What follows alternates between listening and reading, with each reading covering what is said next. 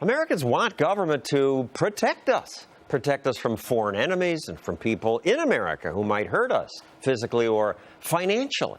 So politicians pass laws that claim to do that. And then, because they can't keep up with the constant changes in life, they create whole agencies to write and enforce additional regulations. This is the result. 160,000 pages of rules. Some contradict each other. No one understands all of them, and yet bureaucrats keep adding more. Thousands of new pages every month. The regulations might be worth it if they really make us safer, but they don't. Cliff Asness has grown an investment management fund from $1 billion to $50 billion. So I assume this means you're smart, No. But explain why then you say that these financial regulations meant to protect the poor investors who got hurt after the bubble burst do more harm than good. Well, first, let's step back. I don't think that a zero regulation world is right. There's some. I'm a fan of thou shalt not kill. That's pretty good. We all agree that the Constitution's good. Yeah. You can't kill, you can't rob. And classical economics recognizes the need for some regulation. I won't do an economics lecture, but things like externalities, they're called, tragedies of the common, free rider problems, do call for some regulation. The problem is when you take a politician, particularly a progressive politician, and teach them these words. They tend to see an externality everywhere. They tend to see these things everywhere. A lot of that has to do with their own incentives. To become a more famous politician, you don't get more famous by saying, actually, everything's fine.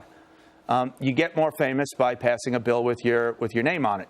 And let's just back up, because you're talking about externalities. One is pollution, for example. Pollution is a classic example. My factory pollutes your lungs, goes to many states. The regulation is reasonable against that. To some degree, and depending on the situation. I have an even simpler example of an externality, speed limits. If you were, you might think a libertarian would be against speed limits because how dare you tell me what to drive? I am a libertarian. Are you a libertarian? Yes. Yes. You might think a libertarian would be against speed limits because who the heck should tell me how fast to drive? But when you drive too fast, and too fast can be arguable, you impose a cost of safety on other people. You're not just on yourself. Libertarians generally would be far less for or even against seatbelt laws or helmet laws because those are costs you impose upon yourself. So some regulations needed, but when politicians are given an open checkbook and the incentive to get famous, and even, let's give them some credit, even wanting to do good, even wanting to help people, it gets insane, as you've shown, very, very rapidly. And what's worse, often doesn't even actually make us safer. All right, financial regulations. Well, first we had Enron, the scam, and they passed, Congress said, we're going to fix this. They passed Sarbanes-Oxley, page after page of rules. President Bush said this is going to just fix everything. It didn't stop the current bubble, didn't stop Bernie Madoff. Now it's Dodd-Frank. They say that's going to fix things. Well, there are things that sadly will never fix. Intentional financial fraud is very hard to catch. That's usually more a matter of prosecution than fixing. Yet we hold out the dream. And let me give you an example where Dodd-Frank and trying to regulate us all to perfect safety actually makes us less safe. Bernie Madoff was registered with the SEC. Part of Dodd-Frank's reforms are to make vastly larger numbers of money managers register with the SEC. The SEC is well-meaning. The people who do these inspections and they're trying to find fraud, they're competent people, but intentional fraud, is very difficult to find. These are smart people trying to fool them, and it's very difficult to check every company. So when you go out there and say, all right, everyone's registered, the small guy naturally assumes, I'm safe. Government's protecting Exactly. me. So not only are these things tremendously inefficient and a tremendous burden, not always, but often, they actually do the precise opposite of what they're supposed to do. Dodd-Frank does it all over the place.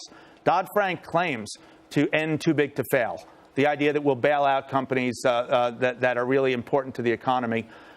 I've read annoyingly large amounts of the bill. I have yet to find where they end it. In fact, I think they instantiate it forever. They declare some institutions systemically important. That's kind of a phrase they made up. Sounds like too big to fail. And they kind of promise these things won't fail. That's bad in two ways. It's bad for the classic way because they gamble with other people's money because they'll be bailed out. But imagine they do fail. Imagine the unthinkable happens.